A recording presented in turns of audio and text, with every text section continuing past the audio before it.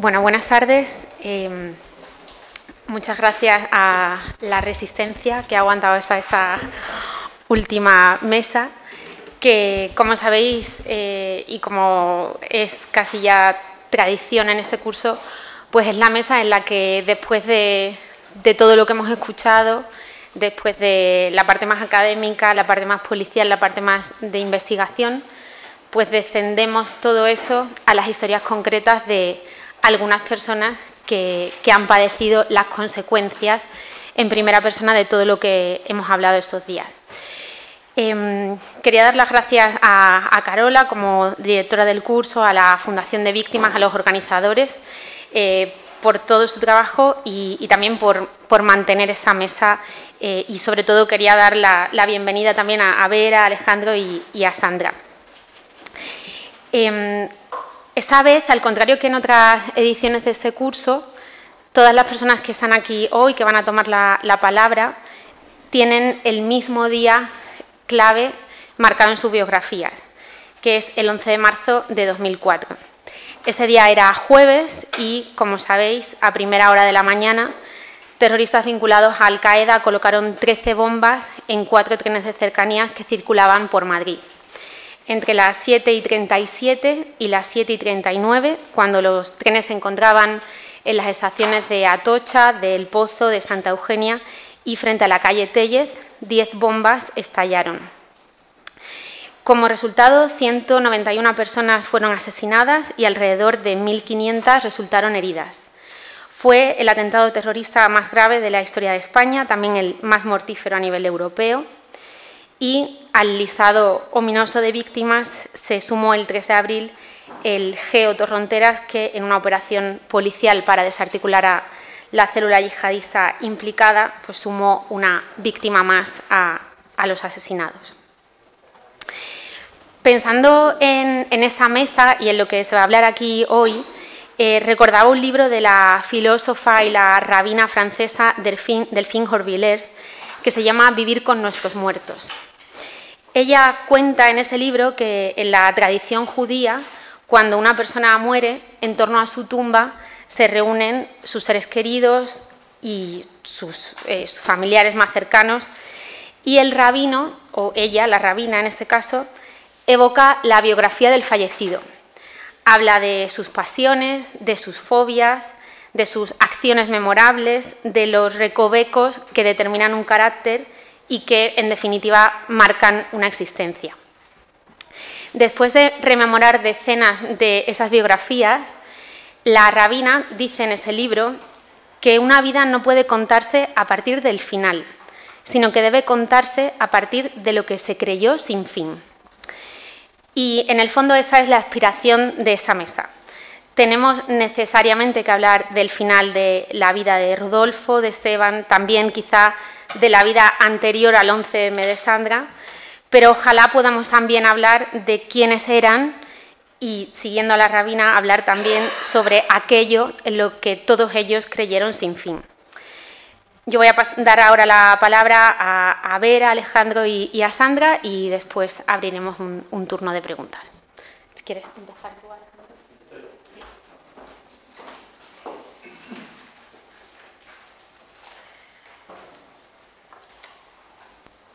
Buenas tardes. Mi nombre es Alejandro Benito y soy hermano de Rodolfo Benito Samaniego, asesinado en los atentados yihadistas del 11 de marzo de 2004, del que este año se cumplen 20 años, el tiempo que llevo infectado por el terrorismo. Cuando se habla de la relatividad del tiempo, en muchas ocasiones se hace desde un punto de vista relacionado con las cuestiones de la física, o al menos eso pienso yo, que tengo formación en ingeniería, pero también se podría hablar desde el punto de vista emocional. Y es que, en este caso, para mí estos 20 años transcurridos podrían ser 20 días, 20 horas o 20 segundos. En lo fundamental, mantengo presente lo sucedido aquel día como si todo hubiera pasado ayer. Recuerdo la mañana de aquel jueves 11 de marzo como una mañana cotidiana. La noche anterior, el Real Madrid había ganado 1-0 en el partido de Copa de Europa al Bayern de Múnich. El día comenzaba como muchos otros, pero por alguna razón, algunas situaciones que sucedieron antes de conocer todo lo que ocurriría después quedaron grabadas en mi memoria. Una de ellas, el momento en el que Rodolfo salió de casa. yo que me estaba duchando, escuché claramente cómo se cerró la puerta y miré el reloj, las 6:58. En ese momento no tenía ninguna importancia, pero unos minutos más tarde, cuando comenzaron a llegar las primeras noticias, fue la base que me permitió determinar que Rodolfo estaba en la estación de cercanías de Santa Eugenia.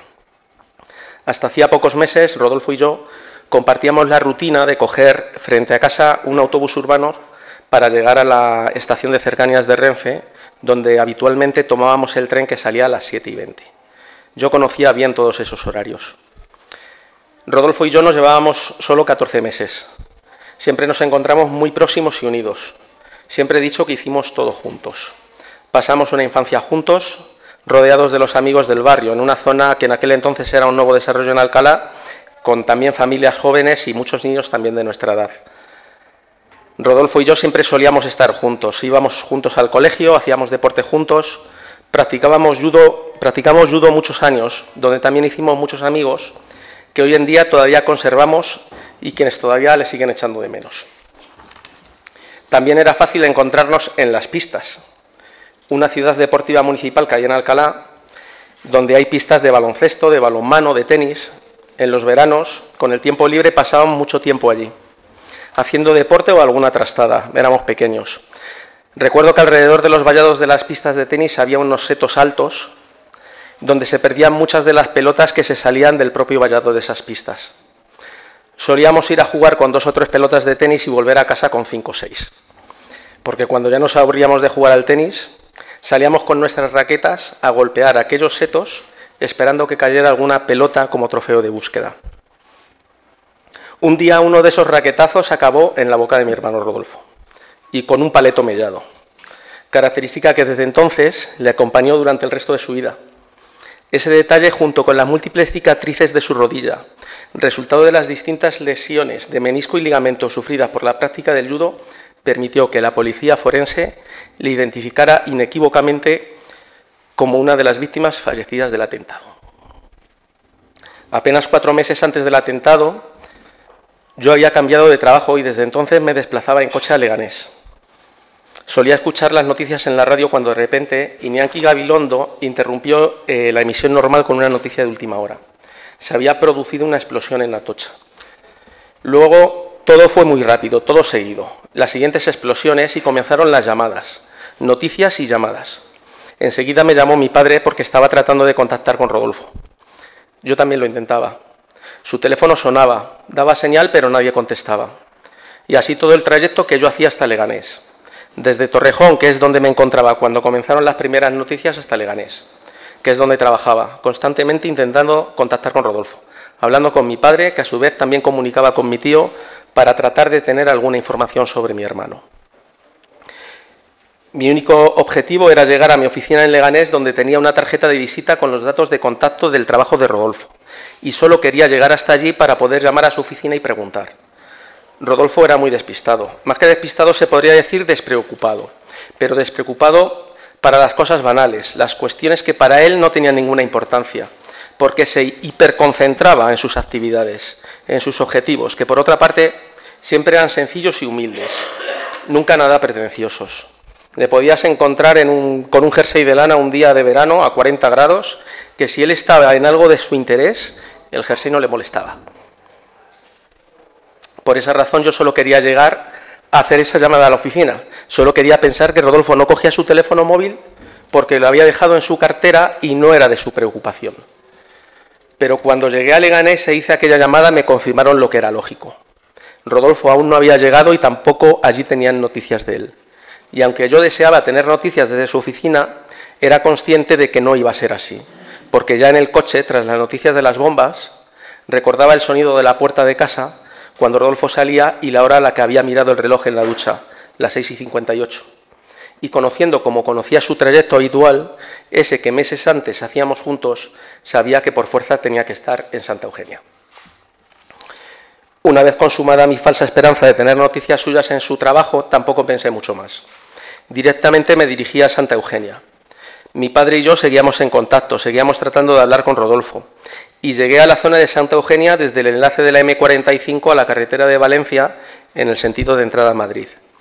No había tiempo que perder y más o menos conocía la zona, si es que no dudé en dejar el coche en el arcén de la carretera, en la proximidad de un paso elevado que hay para cruzarla. Desde allí crucé corriendo, traté de acercarme a la estación, pero a aquella hora ya era del todo imposible. Todo acordonado, cuerpos de seguridad, bomberos, ambulancias, gente, noticias. Recuerdo que pasé a un bar y allí vi las primeras imágenes de las noticias que estaban dando por televisión. Sintiéndome inútil allí y ciertamente con la idea de tratar de obtener información de algún tipo, decidí ir a la zona de Atocha. Recuerdo que llegué y aparqué el coche en las proximidades de la estación del metro de Menéndez Pelayo, en el cruce de la avenida Conde de Barcelona y la calle Comercio. Si en Santa Eugenia ya era difícil acceder, en esa zona próxima a Atocha ya era imposible. No estuve mucho tiempo allí. En una de todas las conversaciones con mi padre ya decidimos que lo mejor es que yo volviera a mi casa en Alcalá a estar con mi madre, que ya era conocedora de las noticias. Mientras llegaba a Alcalá seguían las noticias, informaciones de todo tipo. Recuerdo que se anunció que se iba a poner en marcha un punto de información en el Hotel NH Nacional en las proximidades de Atocha. Por aquel entonces yo tenía un amigo de la universidad que trabajaba en esa cadena de hoteles y no dudé en hablar con él para tratar de tener, si fuera posible, alguna información privilegiada. Pero a esas horas la información todavía era muy ambigua. Llegué a Alcalá y ya me encontré con mi madre. Mi intención era recogerla e ir al hospital de Alcalá para preguntar, pero en poco tiempo ya se comenzó a hablar de IFEMA como nuevo epicentro de información. En coordinación con mi padre decidimos ya dirigirnos allí para encontrarnos. A esas horas ya éramos bastante conscientes de la magnitud de lo que había sucedido, aunque yo aún confiaba en que el destino de Rodolfo fuera muy diferente al que finalmente fue. Pensaba que estaría siendo atendido en algún hospital o inconsciente, pero a salvo. Cuando llegamos a IFEMA, enseguida pasé por una sala donde recuerdo que un policía me entrevistó y tomó nota de las características físicas que podían identificar a Rodolfo, aquel diente mellado y aquellas operaciones de rodilla.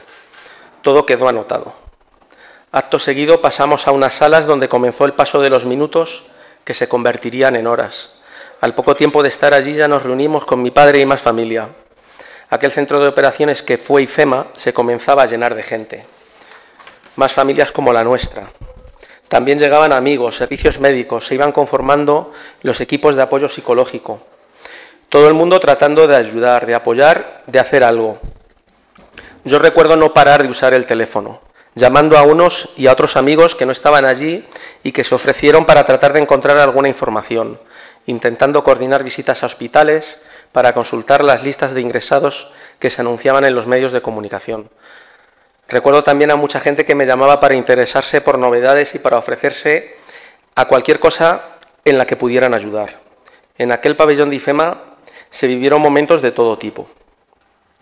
Durante las primeras horas a veces se escuchaban y se presenciaban expresiones de alivio y de alegría. Familiares que habían logrado encontrar o que ya habían recibido buenas noticias sobre el estado de salud y paraderos de allegados. Aquellas familias abandonaban IFEMA. Pero también se escuchaban gritos desconsolados y lamentos. Recuerdo que seguía pasando el tiempo, pero no recuerdo tener sensación de que se acumulara el cansancio. El esfuerzo y el ahínco por tener el más mínimo dato no decaía, se mantenía intacto. Pero al paso del tiempo cada vez era más difícil tener alguna nueva iniciativa, tener alguna nueva propuesta que poner en marcha para poder dar con Rodolfo. Poco a poco desaparecían de allí las buenas noticias y ya solo iban quedando las malas. IFEMA ya se había convertido en una morgue. Cuando los equipos forenses ya habían certificado y asegurado todo lo que podían certificar, llamaban por megafonía a las familias que tenían que acudir para el último reconocimiento. Hoy puedo decir que perdí la noción del tiempo, pero ya de noche y pasadas muchas horas, sí recuerdo claramente cómo mi tío, que también se llama Rodolfo, y un amigo de la familia, Julio Misiego, en un momento dado me apartaron y me dijeron: prepárate porque os van a llamar. Al cabo de unos minutos recuerdo bajar con Ana, la novia de Rodolfo, acompañado por Julio Misiego, a una sala donde de nuevo estuve con la policía, aquella a la que había facilitado los datos característicos de Rodolfo. Tras algunas preguntas, Ana y yo pasamos a reconocer definitivamente el cuerpo de mi hermano Rodolfo. Lo siguiente, comunicar y certificar a mis padres lo sucedido. Volví a la sala ya de madrugada, abracé a mis padres y dije: se ha ido el mejor. En efecto, Rodolfo era el mejor. Al decir esto, está claro que no hablaba en términos absolutos. Lo que hice fue simplemente poner de manifiesto, de manera natural, impulsiva y espontánea, que acabamos de perder una parte extremadamente importante de nosotros. Un amigo, un novio, un sobrino, un nieto, un hijo para mis padres, un hermano para mí. En ese momento nos arrebataron a alguien que simplemente se podría resumir como bueno. Puede parecer tópico porque a menudo, cuando se habla de quienes ya no están, se recuerdan sus bondades, pero es que no tengo oportunidad de hacer algo diferente. Rodolfo tenía muchísimas cualidades, y quiero destacar solo algunas. Era muy cariñoso, era entusiasta y apasionado. Le gustaban mucho los niños. En el fondo, a pesar de sus 27 años y de afrontar ya por entonces las responsabilidades de los adultos, todavía tenía mucho de niño. Muy común era la ocasión en la que algún niño le saludara por la calle y él siempre respondiera con un gesto cómplice. Rodolfo, que tenía una enorme capacidad intelectual, también tenía una vocación hacia las generaciones más jóvenes. En ese entonces, su ilusión era ser profesor de matemáticas en un instituto. Siempre he dicho que Rodolfo hubiera sido lo que él hubiera querido ser, por capacidad y por compromiso. Tenía esa facilidad para entender y simplificar lo complejo. Completó la carrera de Ingeniería Industrial pasando todas las asignaturas a su debido tiempo y con un expediente brillante. Algo que ciertamente solo está al alcance de aquellas personas donde se conjuguen dos valores, capacidad y compromiso. No digo que todo fuera sencillo para él, porque en algunas cuestiones también es cierto que tenía más dificultades, pero era capaz de superar esas dificultades supliéndolas con perseverancia, que también considero un valor. Con todo ello ya teníamos una persona muy valiosa, pero además Rodolfo tenía un infinito sentido de la amistad. Siempre estaba dispuesto a ayudar a quienes le rodeaban y a compartir lo que fuera necesario. Tenía un gran sentido del humor y la capacidad de animar cualquier fiesta o celebración. Tenía un alto compromiso con la naturaleza y de disfrutar con las cosas pequeñas, con hacer deporte, con salir a pasear con su bici por la ribera del río Henares o del Parque Natural. En el fondo, y visto en perspectiva, no se puede decir que tuviera grandes pretensiones materiales o de estatus, pero sí un gran objetivo, disfrutar de la vida. Creo que con estos pocos detalles que os comparto sobre Rodolfo, ya se puede entender fácilmente por qué tuve aquella reacción espontánea de decir, se ha ido el mejor. A partir de aquel momento, nuestra ya nueva vida se trasladó al cementerio Jardín de Alcalá de Henares. Viernes por la mañana temprano, comienzo de un innumerable ir y venir de gente, de amigos, de familia llegada desde lo más lejos. Puedo decir, y me enorgullece hacerlo, que recibimos un apoyo a la altura de la calidad humana de Rodolfo. Un apoyo que nunca podré considerar devuelto completamente a todas las personas que nos acompañaron, nos consolaron y nos demostraron todo su cariño. Tiempo más tarde, también fui consciente de que aquellas muestras de apoyo no solo vinieron de gente cercana a nuestra familia, sino que también procedieron de toda la sociedad. Así transcurría el viernes en el tanatorio, y recuerdo muchos detalles, como recuerdo haber estado con mucha gente con quien no hubiera imaginado compartir un momento como aquel. Sin embargo, quiero especialmente recordar dos situaciones en particular. La primera porque creo que ayuda a describir un poco más a Rodolfo, y la segunda porque fue el germen de un nuevo proyecto vital. En la primera situación, ya en la noche del viernes, estábamos mi prima Tania, mi padre y yo apartados de la gente, y recuerdo cómo Tania dijo, no me lo puedo creer. Todavía pienso que Rodolfo se va a levantar de donde está para asustarnos y reírse de todos nosotros, porque nos está gastando una broma. Y ese carácter infantil y bromista de Rodolfo aún no se había acabado. Mi prima Tania lo tenía muy presente. Hoy en día todavía le podemos recordar así. La segunda de esas situaciones también fue aquella tarde del viernes, con Rodolfo presente. En un corrillo varios de nosotros ya pensamos en que aquello que había sucedido no podía acabar ahí. La vida de Rodolfo no podía quedar ahí. Y en ese momento ya hablamos de crear una fundación que llevaría su nombre y que trataría de impulsar y mantener vivos todos sus valores. Fue la rebeldía de construir ante la destrucción que nos había atacado y que había cercenado una parte tan importante de nosotros. Fue el germen de un proyecto vital que ya ha cumplido 20 años y que desde aquel momento nos acompaña y que pretende entregar a la sociedad no todo, pero sí parte de lo que Rodolfo hubiera podido aportar. Digo que es un proyecto vital porque pretende, dentro de las posibilidades, perpetuar los valores de Rodolfo, Así y allí nació la Fundación Rodolfo Benito Samaniego, que trabaja por mantener el recuerdo y la memoria de las víctimas del terrorismo, que defiende los valores de la tolerancia, visibilizar y empoderar a colectivos vulnerables, amenazados o agredidos, que fomenta la investigación y el desarrollo para que todos podamos disfrutar de una sociedad más justa, más libre y con más oportunidades. Una sociedad con mejor educación y formación y también más accesible. El 24 de julio de 2004, sin que hubieran pasado 4 meses de aquel fatídico 11M, se presentó públicamente la Fundación Rodolfo Benito Samaniego. Una fundación pequeña y familiar y, desde mi nada objetiva opinión, con mucho contenido y mucho sentimiento.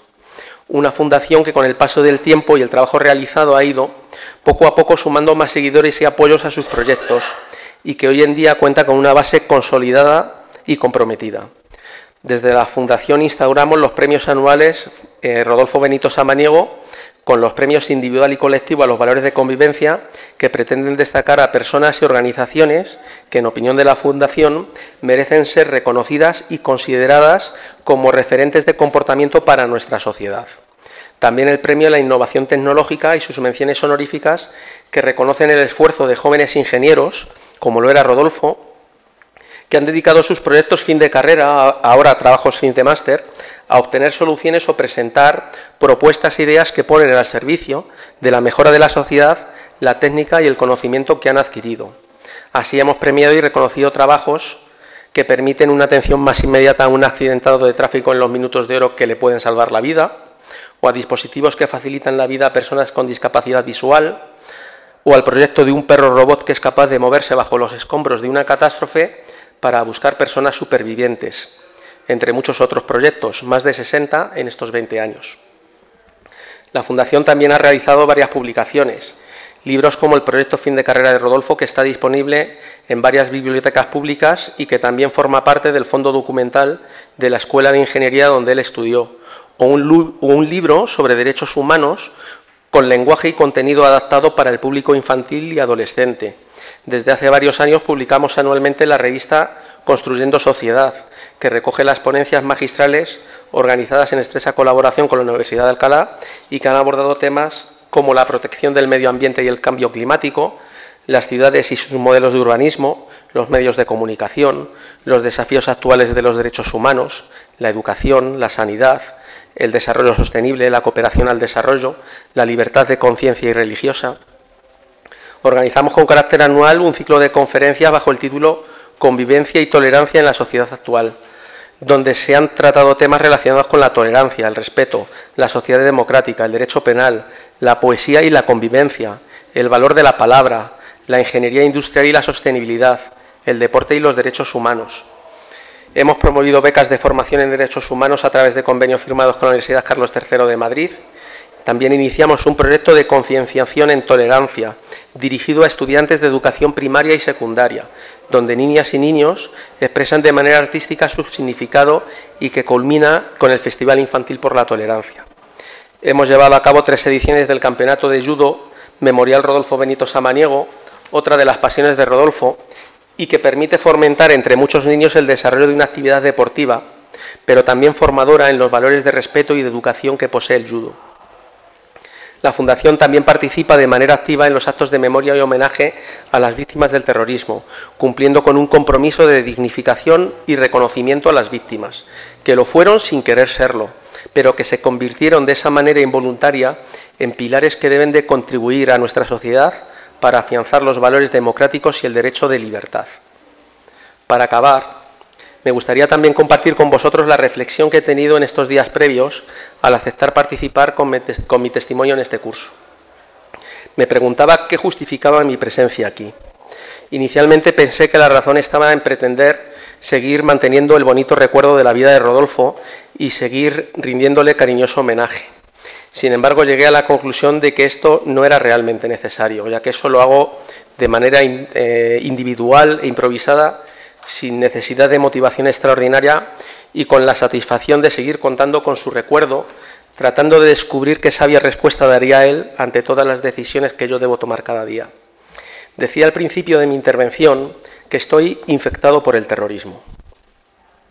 Durante esta reflexión he comprendido que el verdadero valor que puedo aportar y traer aquí radica en otra idea, la idea de que yo estoy infectado con un tumor inoculado por un acto terrorista que arrancó de mí a alguien tan querido como a mi hermano, con quien solo me llevaba 14 meses y con quien había compartido todo hasta aquel momento.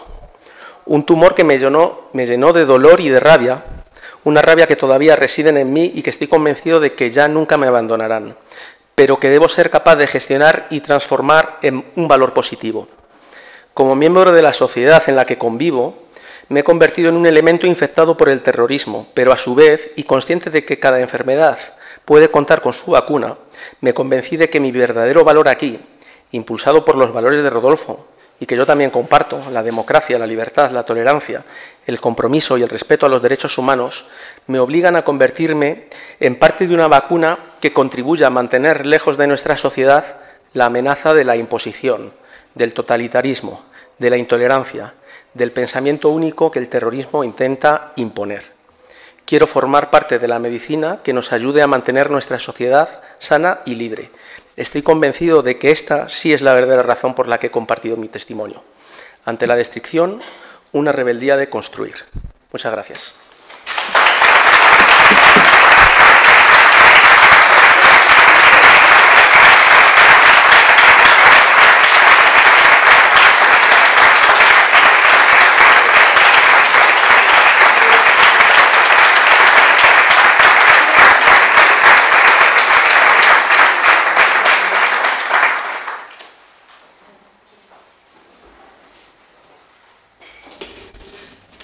Buenas tardes con todos. Yo soy Sandra Liscano, superviviente del 11 de marzo. Quiero dar las gracias a todos los aquí presentes por la invitación y por darme la oportunidad de poder expresarme y contar de primera mano lo ocurrido ya hace 20 años, que se dice pronto. Parece que fue ayer, con 20 años menos, cuando vine a este país, con una ilusión, con una bebé en brazos, muy jovencita, buscando un futuro mejor, sin imaginarme que en aquella mañana del 11 de marzo sufría ahora uno de los peores atentados cobardes que destruyó familias completas, sueños truncados, promesas que nunca llegarán. Haber vivido el terror más espeluznante que un ser humano puede vivir.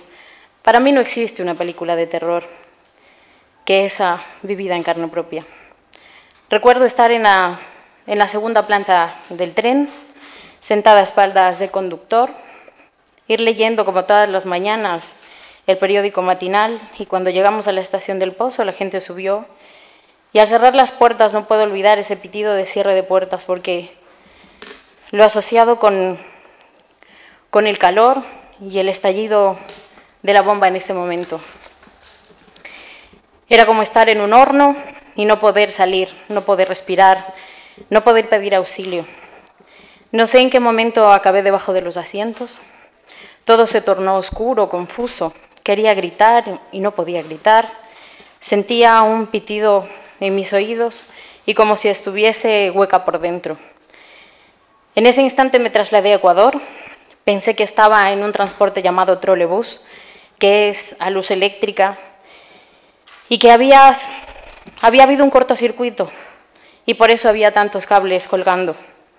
Empecé a cantar un villancico muy conocido de mi país, pero era como si cantase para adentro y me escuchase yo misma. Cuando por fin llegué a salir debajo del asiento del tren, vi la barbarie que me rodeaba. No había techo, no había ventanas, los cables estaban todos colgando, había mucho humo, mucha confusión, y era una masacre completa. No se pueden imaginar lo que mis ojos vieron, lo que mi mente nunca va a olvidar y jamás podré borrar. Lo único que me daba fuerzas para seguir adelante era mi pequeña Tatiana, que en ese entonces tenía 1 año apenas. Y yo tenía mucho miedo de dejarla sola. Y era lo único que realmente me interesaba. Necesitaba salir de ese sitio para poder estar con ella, ya que estábamos aquí en este país solas. Vine en busca de, como os digo, de un futuro mejor y Nunca me imaginé, nunca supe que era una bomba hasta cuando me encontré con ello. Cuando pude salir a la calle, no, hay momentos que recuerdo y otros no. Nos llevaron al hospital, me di cuenta que tenía un tímpano perforado, que tenía un pulmón, una contusión pulmonar muy fuerte. Y yo lo único que le decía a la enfermera era que, por favor, yo firmaba cualquier hoja, pero que mi hija regrese con mis padres, que no la dejen sola, que yo no quería eso para ella. Y me decía que nada de eso iba a pasar, pero todo era tan confuso. Me encontraron, al segundo día me encontró una tía lejana, que ella me decía que no daba conmigo, no sabía dónde estaba. De pronto me dio una taza de té de tila, supongo que era, y me dijo que la tome. Cuando la tomé, como yo siempre digo, es como que he vuelto a nacer, porque yo le dije a ella, es la primera vez que yo tomo esta bebida, y está muy buena. Y ella no me entendía qué era lo que yo decía. Yo tenía el pelo muy largo y de pronto se quedó muy corto. Estaba un poco aturdida, pero necesitaba saber qué había pasado. Yo le decía a ella que me pellizque, que no sabía si estaba viva, dónde estaba, qué pasaba. Ella simplemente me decía, tú tienes que olvidar, lo importante es que estás aquí. Cuando salí del hospital y pude abrazar a mi hija, se me transformó completamente la vida, porque mi hija tan pequeñita lo único que me decía, una pupa, mamá. Intentaba abrazarme y yo quería encender la televisión y saber qué es lo que había pasado. ¿Por qué ocurrió eso? ¿Qué pasó? ¿Qué hice mal? No tenía ni siquiera miedo de la policía porque yo en ese entonces no tenía documentación. Simplemente necesitaba ayuda, necesitaba resolver mis preguntas y entender un poco qué es lo que pasaba. Muchas amistades perdidas, mucha gente tan buena que se quedó a medio camino, y yo solo quiero decir que si Dios me dio la oportunidad de seguir aquí con vida, será por algo y no la voy a desperdiciar. Pertenezco a una fundación donde ayudamos a gente sin hogar, es el mejor proyecto en el cual yo me he encaminado, me siento muy contenta y la Sandra de ahora, pues poco a poco, se va preparando mucho más y ayudando al resto. Soy madre de 3 niños, formé nuevamente una familia y intento alejar poco a poco todo esto que me encontré en el camino como una pesadilla que no puedo terminar, pero puedo vivir con ello. Solo pido que se siga inculcando a niños y a jóvenes para que estos actos terroristas jamás vuelvan a ocurrir. Seguir bogando por la paz mundial, que en algún momento esperemos tenerlo. Muchas gracias por la invitación. Gracias por todo.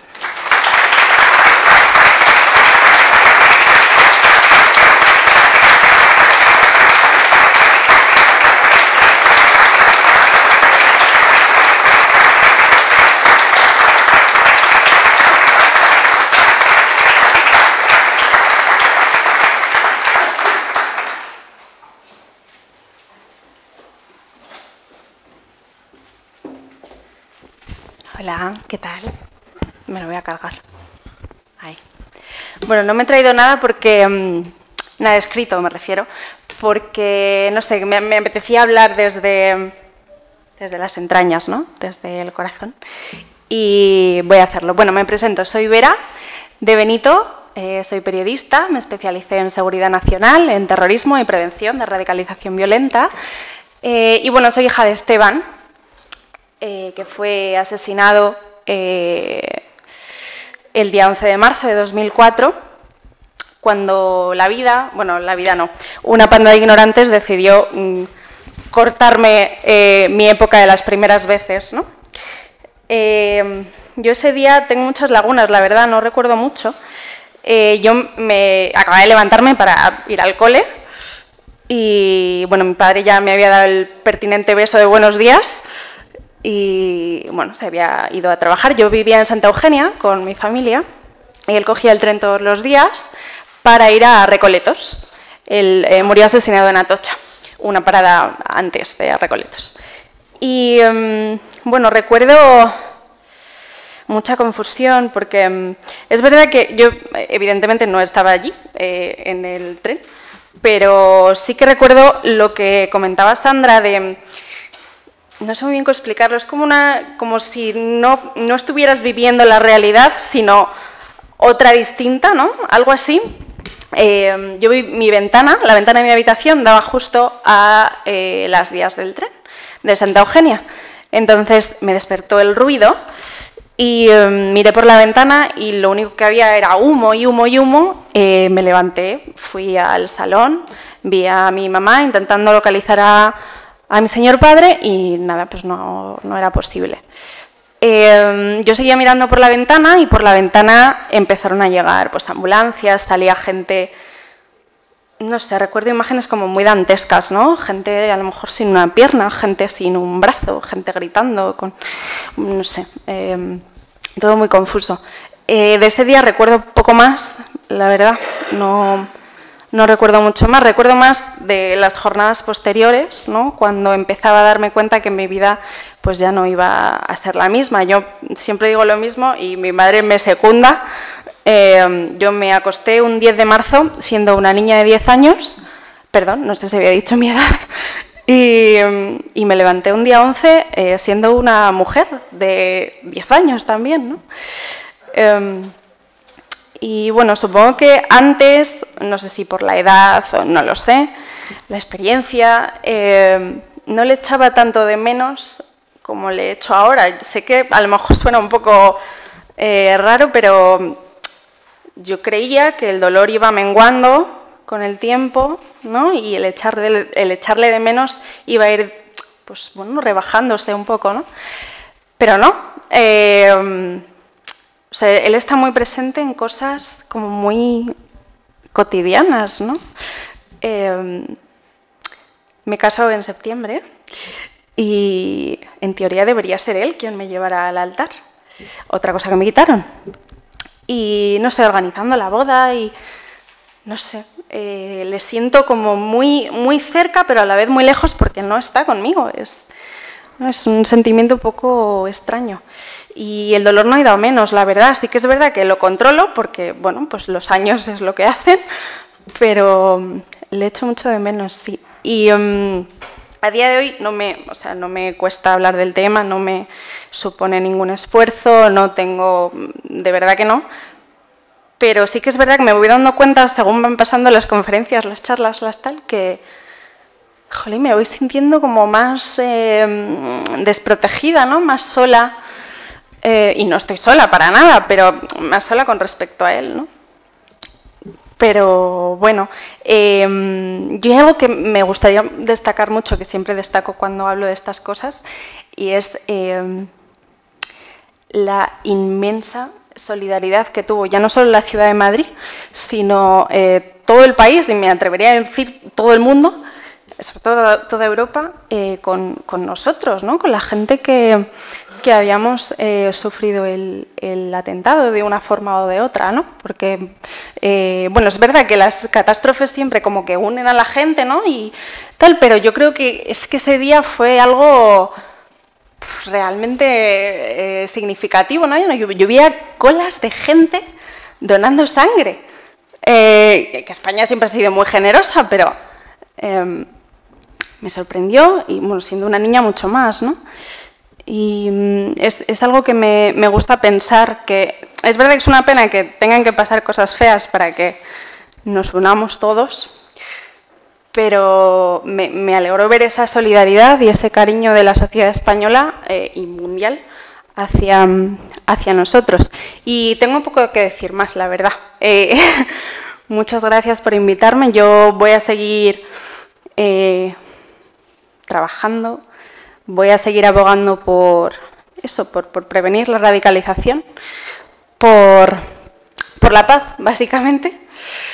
Y a mí no me para nadie. Yo es que soy muy cabezota y no me para nadie, y menos esta gente. No. Muchas gracias.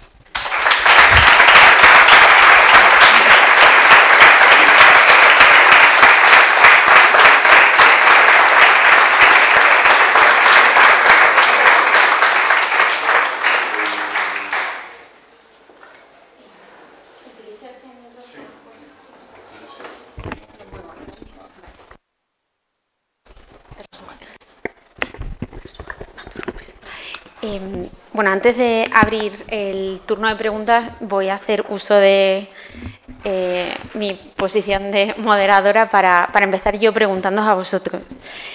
Vera, tú tenías 10 años, has dicho, cuando ocurrió el atentado.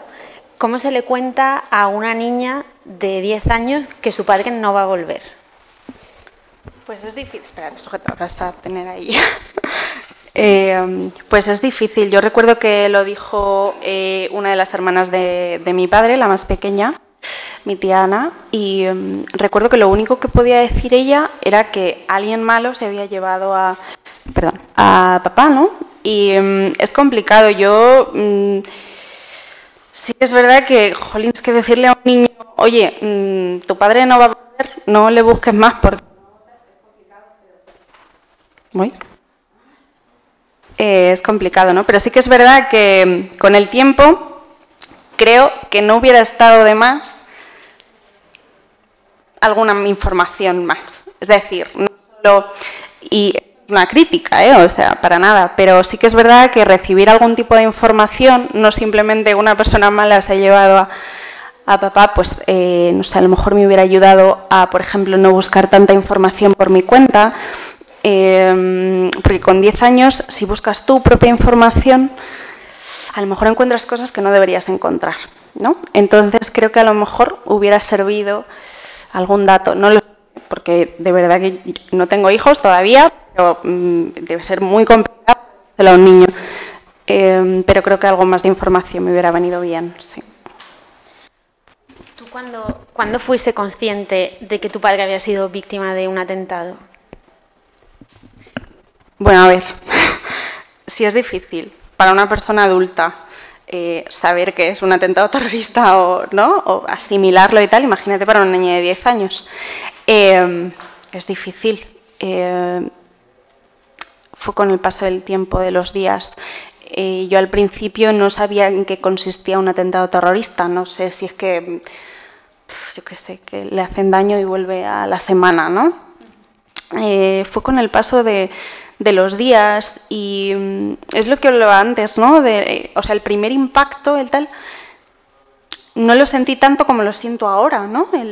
Sí, el dolor, la angustia no es la misma, que a lo mejor es la edad, pero no es la misma. Creo que fue un primer impacto de, vale, pues muy bien, pero porque yo sentía que iba a volver, o sea, ¿sabes? No me había instaurado en la cabeza que no era posible la vuelta de mi padre. Entonces, bueno, creo que es lo que te decía, ¿no? Creo que decirle a una niña que su padre no va a volver, a lo mejor de primeras no lo va a entender, ¿no? No va a hilar conceptos, ni va a decir, pues es que de verdad está muerto y no va a venir, ¿no?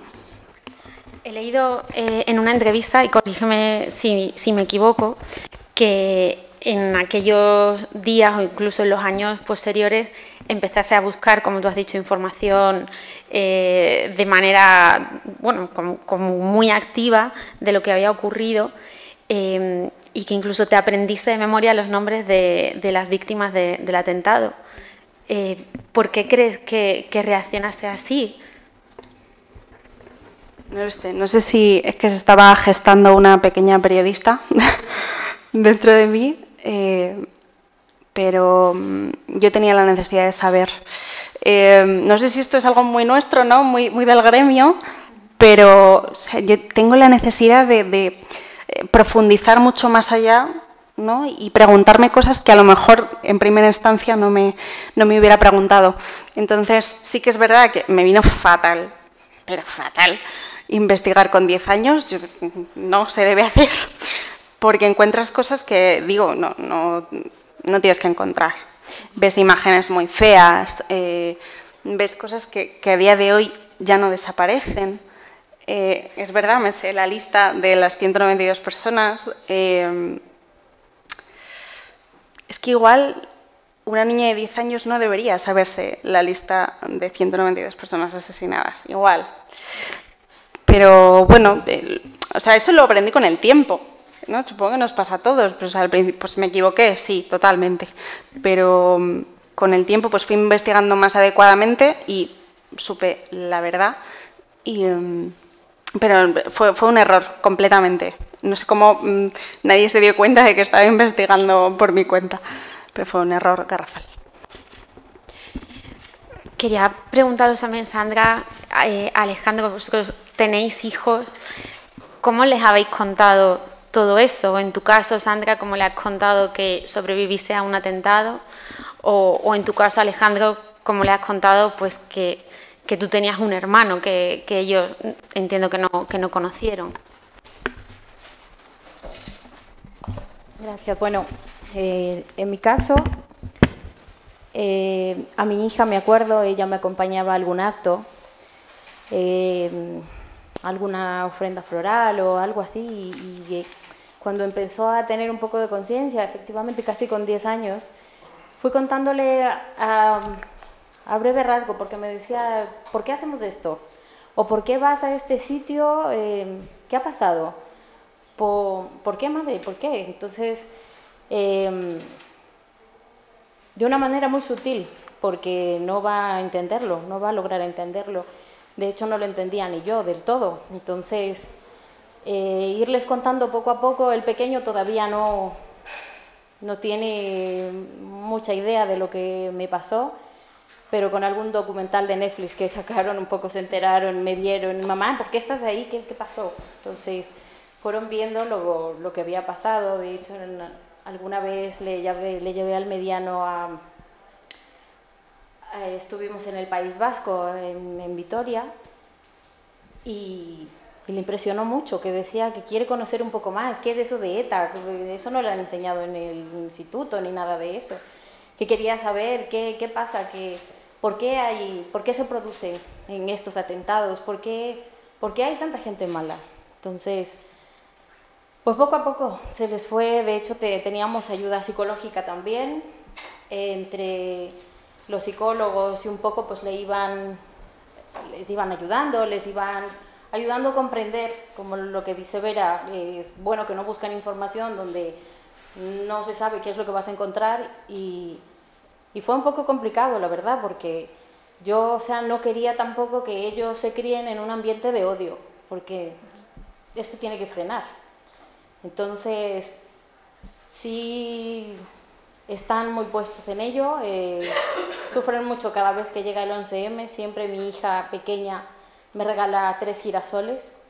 Cuando ella estaba ella sola, siempre era un girasol, y siempre me ponía, mamá, este girasol es por tu angelito de la guarda, que soy yo y te cuida siempre.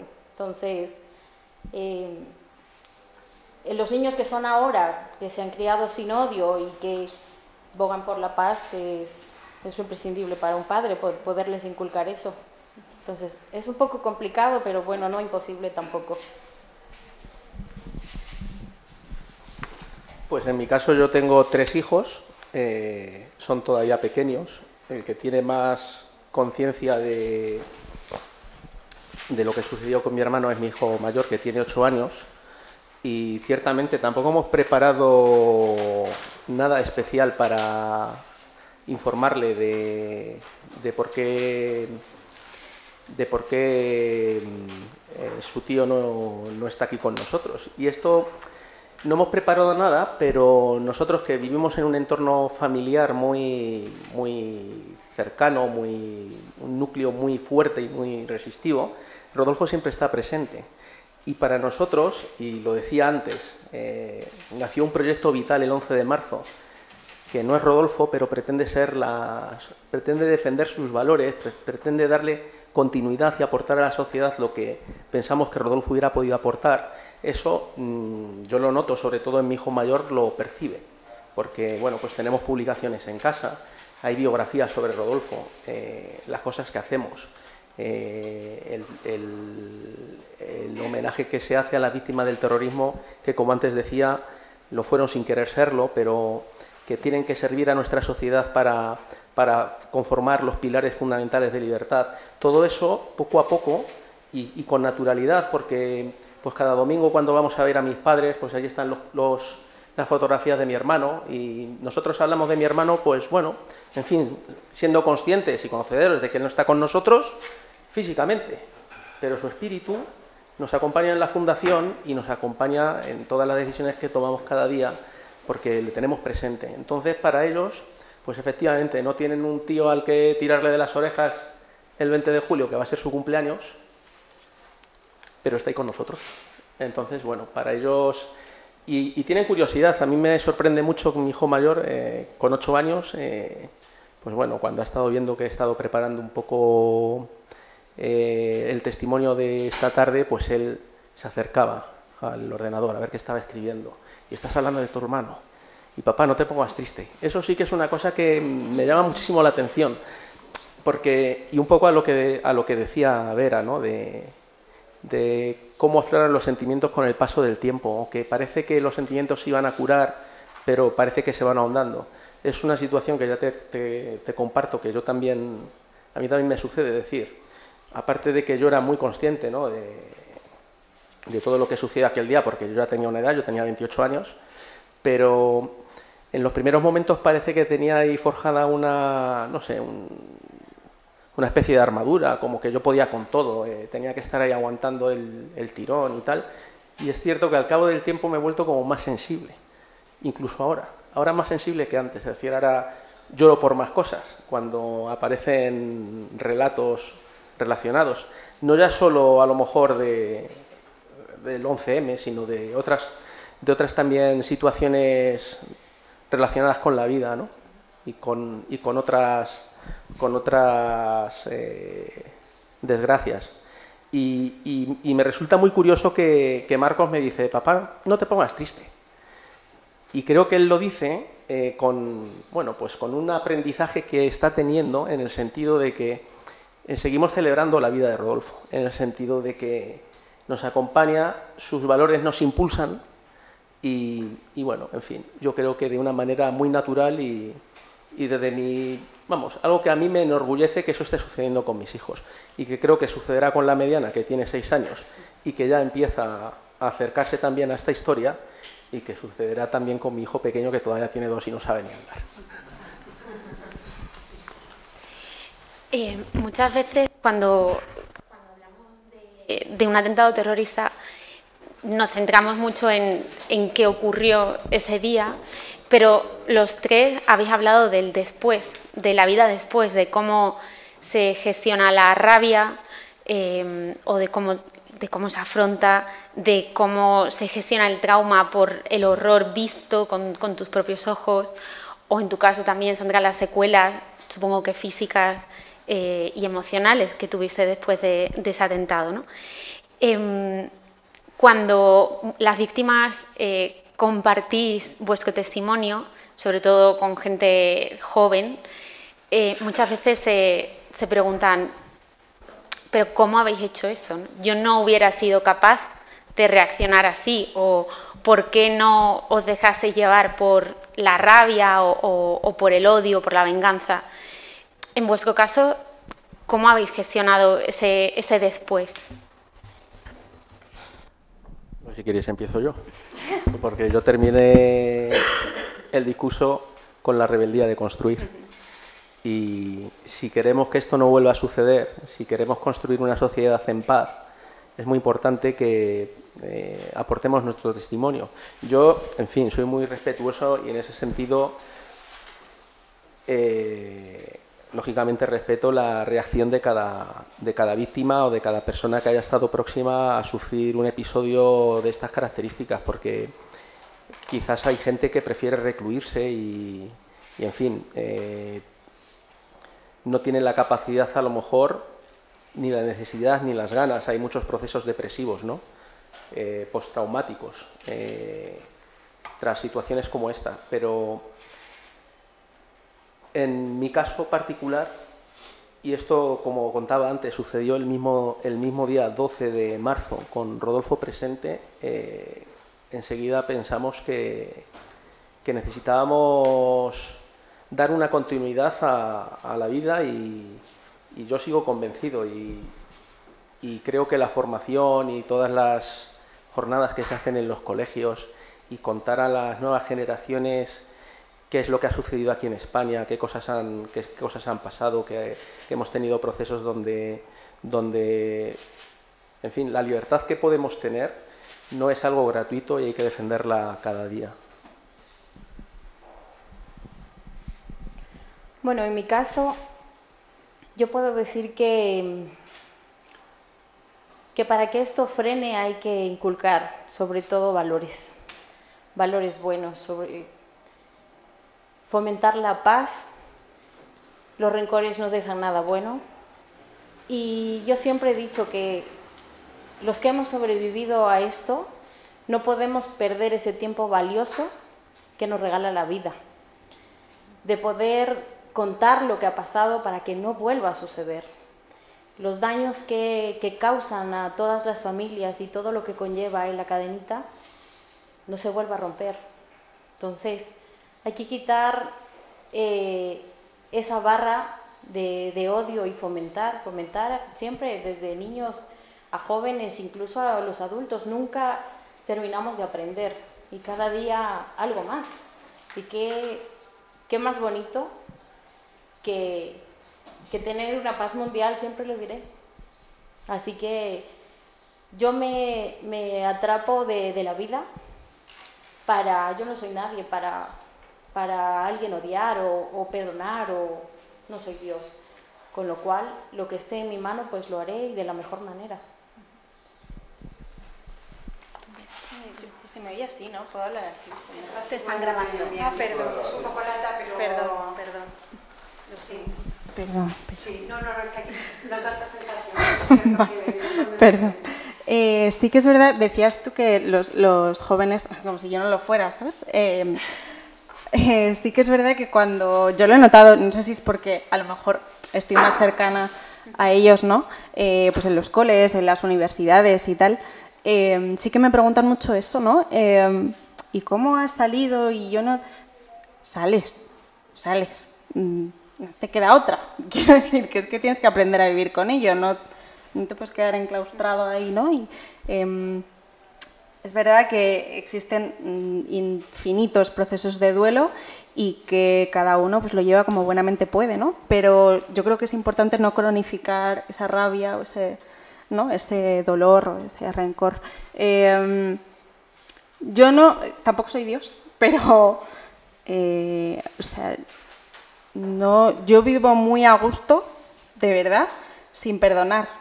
Mi vida es maravillosa, es que no se lo merecen, quiero decir, que es que no, ¿sabes? Y yo vivo bien, yo echo de menos a mi padre todos los días y no me parece justo que yo tenga que perdonar o que tenga que olvidarme de que ha habido gente que ha sido la responsable de que mi padre no me lleve el próximo septiembre al altar. No me parece justo. Y se sale, aunque sea difícil y es complicado porque duele, jolín, un proceso de duelo duele. Pero hay que salir, es importante no cronificar la rabia y tal. Sí que es verdad que a ver, tampoco vamos a hacer hordas de gente, ¿no? No. Pero sí me parece importante recordar quiénes son los buenos y quiénes son los malos. Porque no me parece justo que se confunda esa línea divisoria, ¿no? Entre víctima y verdugo. Me parece que hace un daño totalmente innecesario. Yo en las charlas que doy lo suelo reivindicar, ¿no? A ver, los buenos son los buenos, los malos son los malos. No podemos mezclar ni justificar, no, porque es lo que decíais antes vosotros, ¿no? Es importante que las nuevas generaciones sepan lo que ha pasado y es importante que desde la educación escolar, universitaria, se recuerden estas cosas, pero para eso hay que saber diferenciar muy bien entre verdugo y víctima. Y a veces se nos olvida. Entonces creo que eso es un punto importante.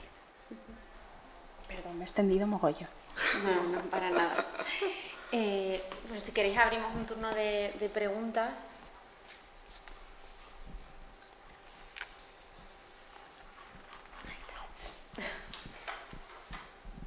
Yo sí que tenía una última pregunta, si nadie se anima. Sí, perdón. Hablando de todo eso que comentabais en la última respuesta, ¿la justicia a vosotros os ha reconfortado de alguna manera el que haya habido un juicio, en el que haya habido una sentencia, el que se haya declarado a algunos culpables? ¿De alguna manera eso ha supuesto para vosotros una ayuda en vuestro duelo, un cerrar el círculo? ¿Cómo habéis afrontado esa parte del proceso? ¿Quieres empezar tú?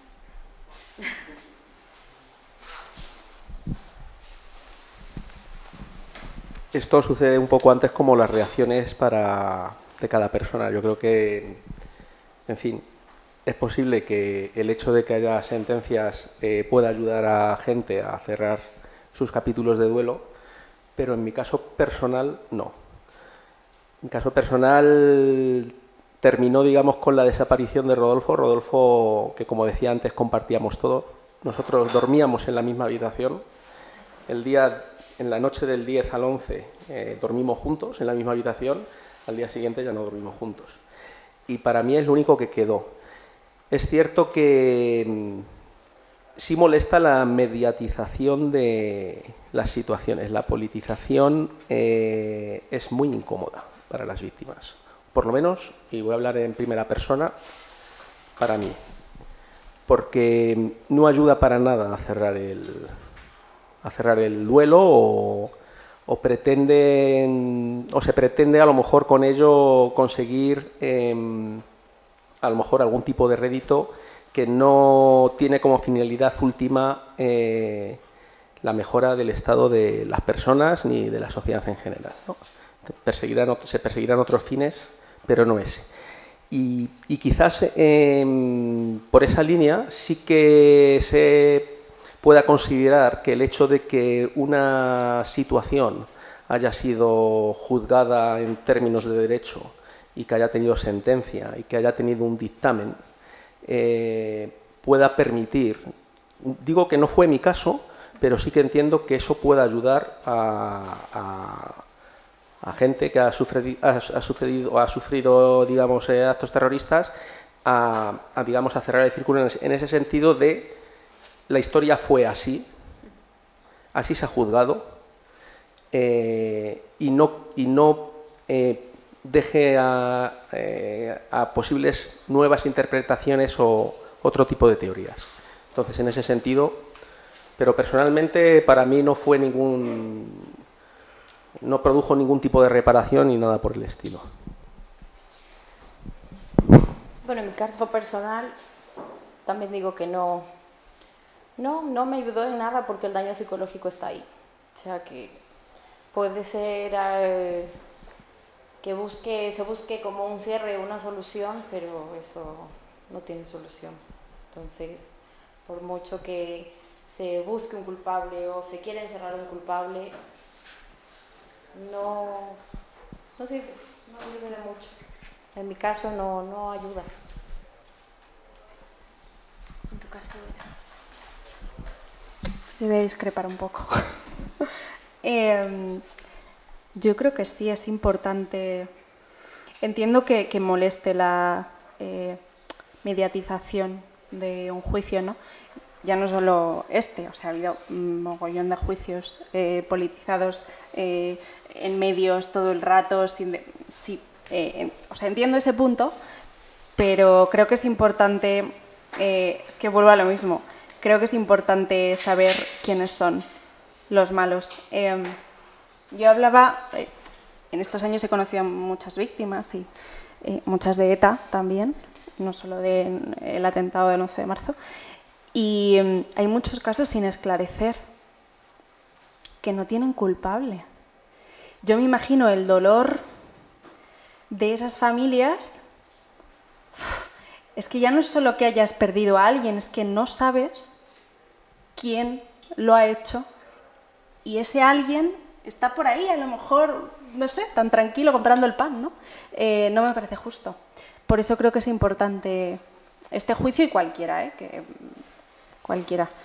Vaya por delante que evidentemente nada nos va a devolver a nuestras familias y, por supuesto, pero sí que creo que es importante saber quiénes son los culpables.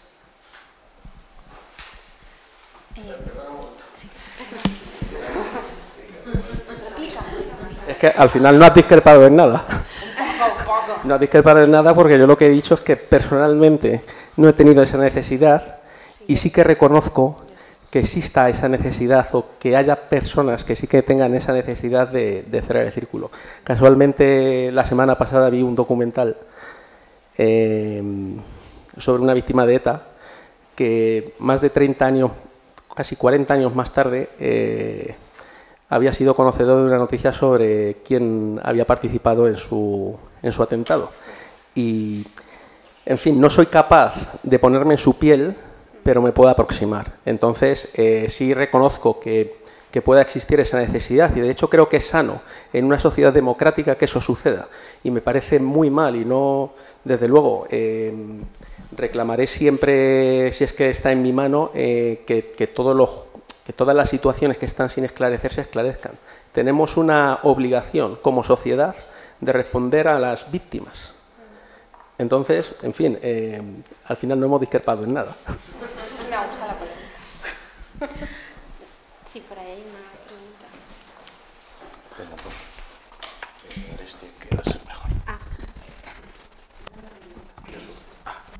Bueno, quisiera preguntar, por ejemplo, de que haría un año, un poco menos, en un meeting organizado por la Embajada de China, tuve la oportunidad de conocer a Ana Isabel Díaz Delgado, que es actual responsable del área internacional de la Asociación Víctimas del Terrorismo y también trabaja a nivel europeo. Y tuve la oportunidad de hablar con ella. Yo como estudiante universitario, pues por curiosidad pregunto, por curiosidad pues para atender, porque evidentemente, igual que toda la gente en esta sala, cualquier persona, el 1% de su conocimiento me supera a mí por 1000. Y yo por curiosidad le pregunté, porque ella es familiar de una víctima de ETA. Y una de las cosas que ella dijo y más me marcó es: el terrorismo no tiene apellido, no hay terrorismo yihadista, no hay terrorismo de ETA, es terrorismo. El terrorismo que es causar terror, causar dolor a toda la gente posible por cualquier razón estúpida que se invente la gente. ¿Qué piensan ustedes sobre eso? De que está bien que muchas veces el tema del terrorismo se politice innecesariamente y se instrumentaliza a las víctimas para labores políticas, en vez de tratar el tema que es de hay gente que ha sufrido, que sigue sufriendo y no se la está ayudando.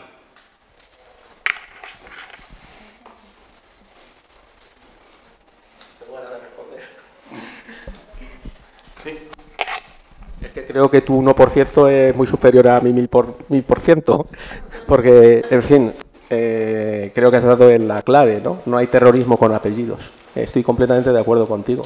Estoy de acuerdo contigo en que muy probablemente el apellido venga condicionado por eso mismo que tú estabas comentando de la politización y esto que estábamos hablando, que en el fondo, y como yo decía antes, tampoco no es una ayuda real para las víctimas, ¿eh? Estoy completamente de acuerdo contigo. Enhorabuena por tu 1%.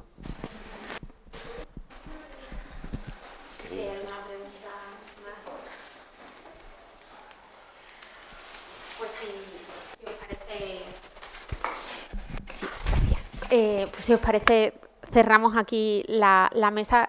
Quizá me permites, Alejandro, con esa idea del acto de rebeldía, de construir frente a la destrucción, que tú lo has expresado muy bien y que en el fondo creo que resume las trayectorias vitales de todos vosotros. Así que muchísimas gracias.